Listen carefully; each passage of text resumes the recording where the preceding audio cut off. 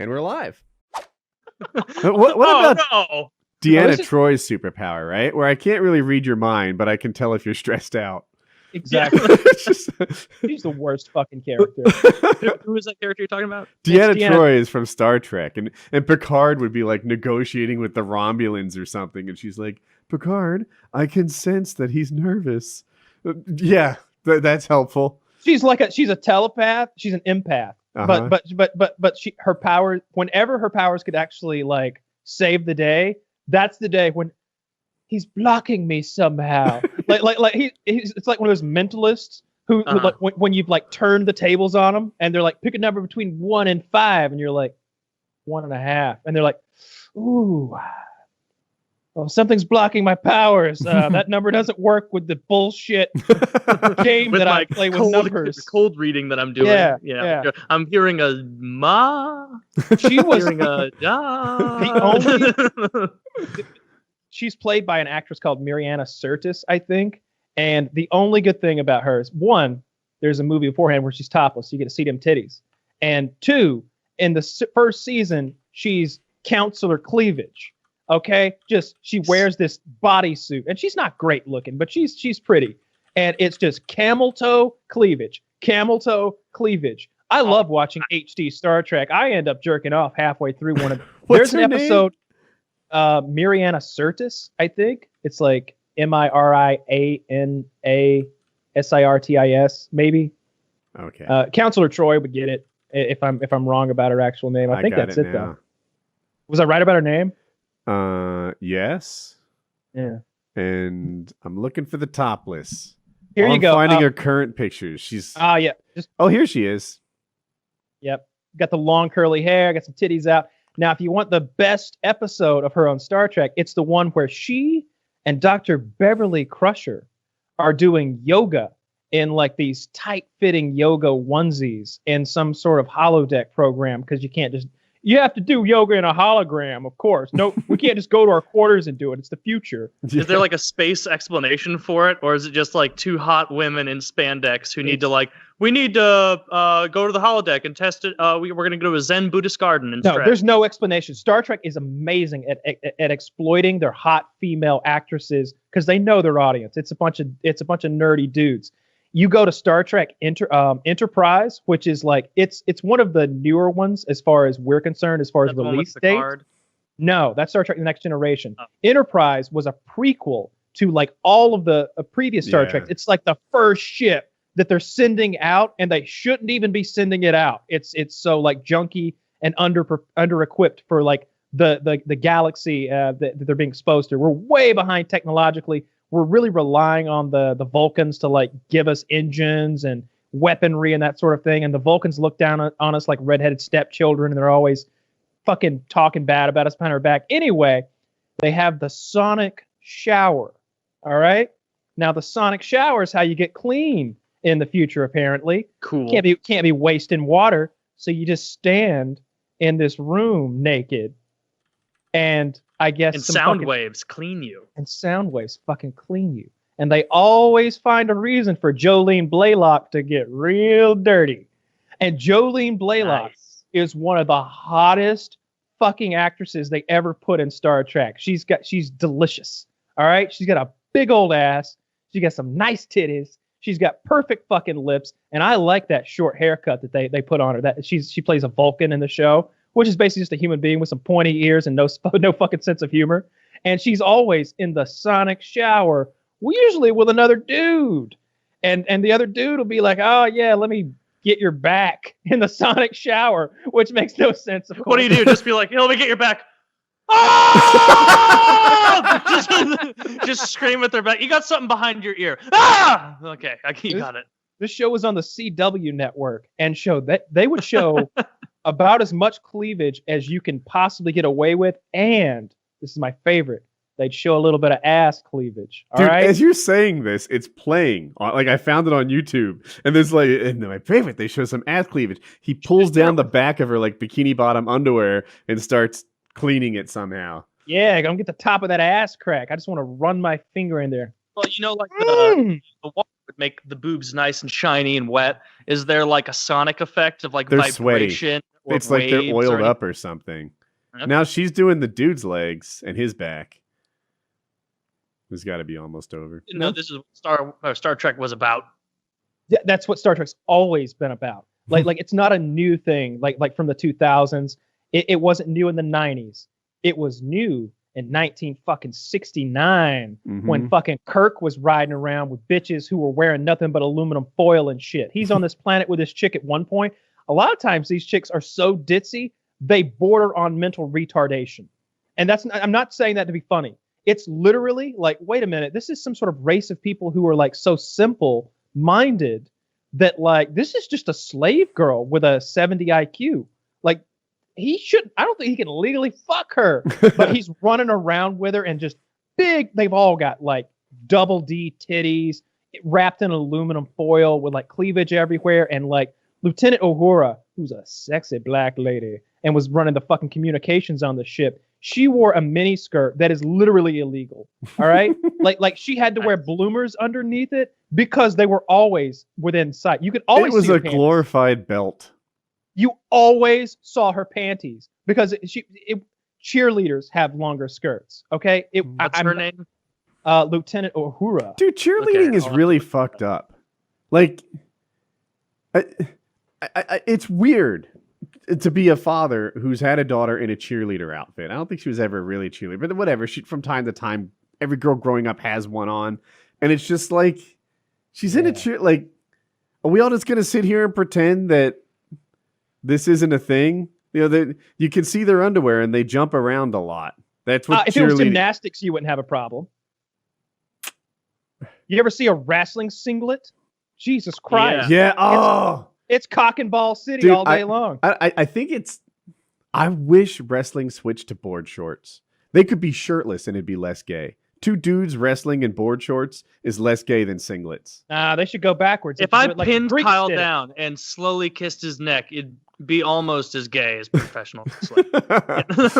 What would you have them wear? What's the... You meant the I'm just teasing. Like, I know, like, there's like, I've talked to wrestling friends, like people who did in high school, with like that proposition of like, why don't you just wear board shorts and like a tank top or no shirt at all or something? And they're like, well, you know, there's like the pulling and the grasping and being able to get a handful of it. And it was like apparently it's much harder to regulate than I would think as a non-wrestler. Yeah. You know, when I did wrestle, like in middle school, I didn't wear a onesie. Like we just wore like athletic gear. So I've done a lot of grappling in board shorts, and I guess it's kind of a thing. There's you can stop them from like advancing on you, but you can't like grab a leg and control a leg by shorts. You know, they can bend their knee anyway. I just think it'd be better. Put them in a rash guard and board shorts, and it won't look so terrible.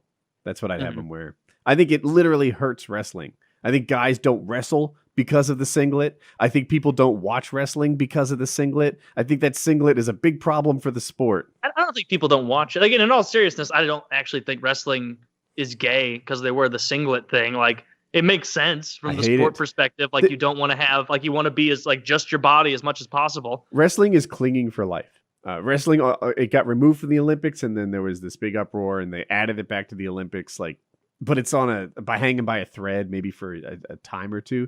And they need to make some changes to make wrestling more friendly. And I think board shorts and a rash guard is one of them.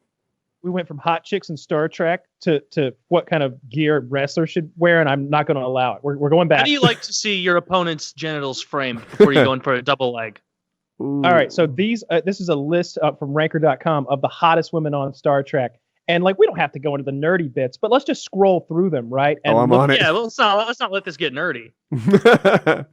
All right, so what are you looking at right now? Are you looking at Ishara Yar yet? I went too far. I didn't realize we started at number 6. This is very confusing to me. I think this is page 2. If you go to the top, you can you go back. It says back to page 1. Let me see. It's a terribly formatted site. Oh. They agree. I agree with their number 1 pick. So 7 of 9. You put it number 7 1. of 9 is the hottest. 7 of 9 is super hot. I will give you Did that. my video freeze for you? It did, yeah.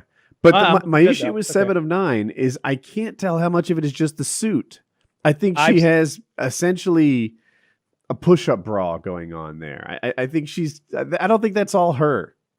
I've seen her like in other gear, and it's almost all her. It is so tight in the middle that she fainted from time to time on set. It's a corset. And yeah, I like that. And a padded top.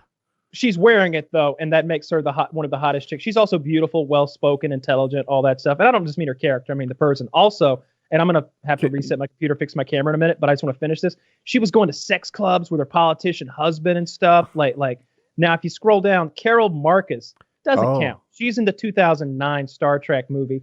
Now this is just ridiculous that they had her stripped down like before she went on a mission. Kyle, I think you're being you're picking and choosing when it's okay to be in your panties and bra. I think it is always okay to be. Yeah. So for people that don't know, she played. What did she play? What was her role? She was like a love interest. She was the daughter of the admiral or something like that. She like got on board as a science officer to like help them on the mission. It was a stretch. It was a bit of a stretch, and for whatever reason, they had to change outfits, and they did that on camera, and it was gratuitous, and it just was. Having said that, I'm okay with gratuitous bra. Yeah, real hot. Now scrolling down, my pick that I said a few minutes ago, Jolene Blalock, who played T'Pol in Star Trek Enterprise. Now going to number 4, I have a hard time getting on board. Ooh, I like her. I like her too, but like, I don't think she's the 4th hottest lady in Star Trek ever. I mean, you can scroll down and like, I think Tanya Barrows is hotter, and I don't even know who the fuck that is. See that now? There's my thing. She, I think, might be the 4th hottest person with a significant role, or even 3rd hottest because the one didn't have a significant role, the bra and panties chick. But if you look at everyone who's ever cameoed on the show, which is what some of these are going to be, then yeah, they're going to be hotter. Scrolling down, you've got Ashara Rar. Yeah. Now she's up there, in my opinion, because even though this is a bit of a grainy photo, you can still see the camel toe. That's how much camel toe there was.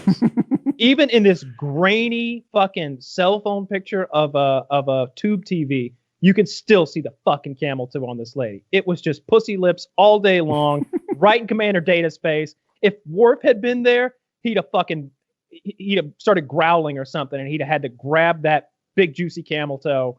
He'd have been flaring his nostrils. I smell your estrus. Like he'd have been getting into it. That's a long camel. That's like looking at a goose bill from the side. I want how long that is. Now, number 7, Droxine. This is classic original Star Trek the series.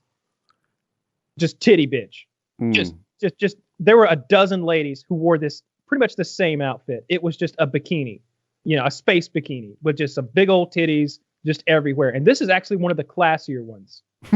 Who's Kamala? Do you remember her? She was a guest star on TNG. The Next Generation. Oh. Yeah, she's a what's that fucking species of people? She was a Trill. I want to say Dax. I'm a little mixed up. Like Dax was the lady's name. It was the name of the worm that lived inside of her. Okay. She was Jadzia Dax, but there had been several other Dax symbiotes. It doesn't matter. This is incredibly nerdy. I'm starting to run through these people. Yeah. And then Uhura after her. And then they put Robin LaFleur on there. And they spell it Leffler. Like she's not. It's just Ashley Judd on Star Trek. Now, Deanna Troi. A lot of people thought she was hot. She was salivating. Not me. Rough looking. Without that makeup, I bet she looks like a junkyard dog. It was all about that she was the hottest chick on the show because she was like the only like of age young lady on the show, and she's on the bridge wearing that titty. That's the thing. A lot of guys like the curvy women, and I ad infinitum that there are lots of ways to be hot now, and I think that's cool. But the way that she's hot, I'd be even hotter if I weighed 15 pounds less, is not my cup of tea.